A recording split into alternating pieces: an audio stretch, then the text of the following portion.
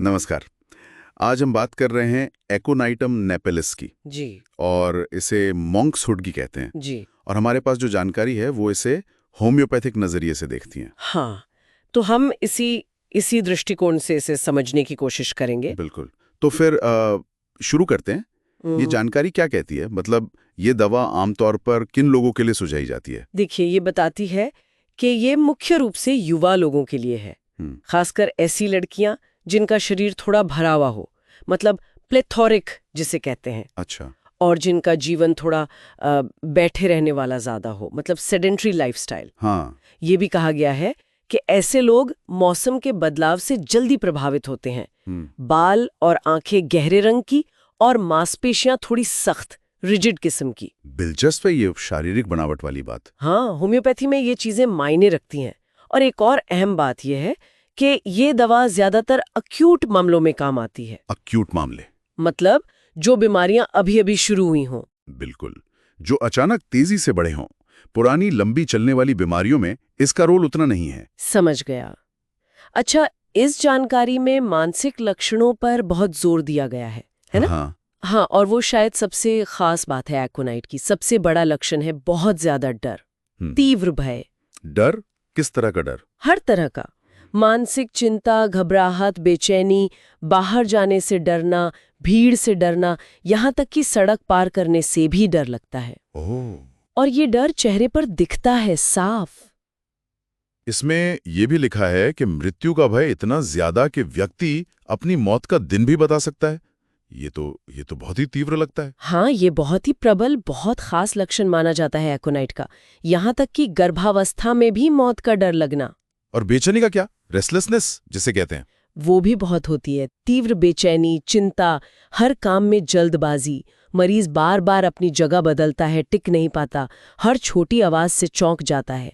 Hahnemann का एक कथन भी है इस बारे में। वो कहते हैं कि एकोनाइट चुनते वक्त सबसे पहले मानसिक लक्षणों पर ही ध्यान देना चाहिए। वो मन और शरीर की पीड़ा, बेचैनी, अशांति, यही मुख्य है। मतलब शारीरिक तकलीफ चाहे छोटी भी हो, पर यह मानसिक बेचैनी और डर बहुत ज्यादा होता है। बिल्कुल सही। यहाँ तक कि संगीत भी बर्दाश्त नहीं होता, उससे उदासी बढ़ जाती है। ये तो हुई मानसिक तस्वीर। अब शारीरिक लक्षणों पर आते हैं। ये तकलीफें शुरू होने की कोई खास वजह बताई गई है, जैसे मौसम वगैरह? हाँ, बिल्कुल।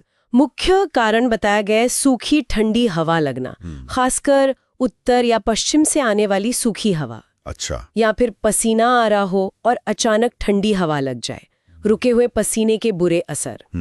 और ये दवा सूजन की बिल्कुल शुरुआती अवस्था, जिसे कंजेस्टिव स्टेज कहते हैं, उसमें ज्यादा कारगर है। कंजेस्टिव स्टेज ये क्या होता है? ठीक ठीक। सूजन का कौन सा पड़ाव है ये? यूं समझिए कि सूजन की वो पहली हालत जब बस हल्की गर्माहट और खून का जमाव शुरू हुआ है। मतलब सूजन अभी किसी खास अंग में पूरी तरह जमी नहीं है। अच्छा, यानी इन्फ्लेमेशन की शुरुआत। हाँ, और दर्द बहुत ज्यादा होते हैं, असहनीय, खासकर रात में बढ़ जाते हैं, जिससे वो बेचैनी और भी बढ़ जाती है। क्या शरीर के कुछ खास सिस्टम्स जैसे सांस की नली या नर्वस सिस्टम पर इसका असर दिखता है? जी हाँ, कई अंगों पर असर दिखता है। जैसे श्वसन तंत्र में सूखी, कर्कश, एकदम दम घोटने वाली खांसी होती है। क्रूप जैसी खांसी? हाँ, वैसी ही। और ये सूखी ठंडी हवा से बढ़ती है। आवाज भी एकदम खुरदरी, सीटी जैसी हो जाती है। और नर्वस सिस्टम पर?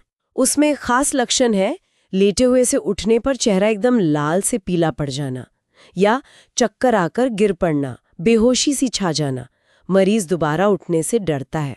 ओह, ये तो काफी गंभीर लगता है। हाँ, और जैसे दांत निकलते बच्चों में ऐंठन पड़ना, साथ में तेज बुखार, त्वचा एकदम गर्म और सूखी। महिलाओं से जुड़े या बुखार से जुड़े लक्षण भी हैं? हाँ, बताया गया है कि भरी पूरी युवा लड़कियों में अगर डर लगने के बाद मासिक धर्म रुक जाए, अमीनोरिया जिसे कहते हैं, तो ये दवा सोच सकते हैं। अच्छा। और बुखार में त्वचा सूखी और गर्म, चेहरा कभी लाल कभी पीला, बहुत ज्यादा प्यास लगती है, वो भी एकदम ठंडे पानी की, और साथ में वही तीव्र घबराहट और बेचैनी। इसमें एक चेतावनी भी दी है कि इसे सिर्फ बुखार कम करने के लिए नहीं देना चाहिए। हाँ, ये बहुत जरूरी बात है। मतलब ये कोई पैरासिटामोल नहीं है। अगर लक्षण एकोनाइट से मिल रहे हैं तो ये पूरी स्थिति को ठीक करेगी, न कि सिर्फ तापमान कम करेगी। बल्कि स्रोत कहता है कि टाइफॉइड बुखार की पहली अवस्था में अगर बाकी लक्षण न मिले तो ये नुकसान भी कर सकती है। ये जानना बहुत जरूरी है। अच्छा, ये लक्षण बढ़ते कब हैं और कम कब होते हैं? कुछ पैटर्न है? हाँ, लक्षण शाम को और रात में बढ़ते हैं। गर्म कमरे में ज्यादा तकलीफ होती है और बिस्तर से उठने पर भी। और आराम? आराम खुली हवा में मिलता है। ठीक है। और दूसरी दवाओं से इसका क्या रिश्ता बताया गया है? जैसे कोई दवा इसके असर को पूरा करती हो या ऐसा कुछ? हाँ, इसे कॉफिया, आर्निका और खास तौर पर सल्फर का पूरक यानी कॉम्प्लीमेंट्री बताया गया है। कॉम्प्लीमेंट्री मतलब एकोनाइट देने के बाद अक्सर इलाज को पूरा करने के लिए सल्फर की जरूरत पड़ सकती है, या यूं कहें कि ये एक दूसरे के काम को आगे बढ़ाती हैं। एकोनाइट को सल्फर का एक्यूट रूप भी कहा गया है। एक्यूट रूप यानी सल्फर पुरानी बीमारियों में और एकोनाइट नई तेज बीमारियों में। कुछ वैसा ही समझ सकते हैं।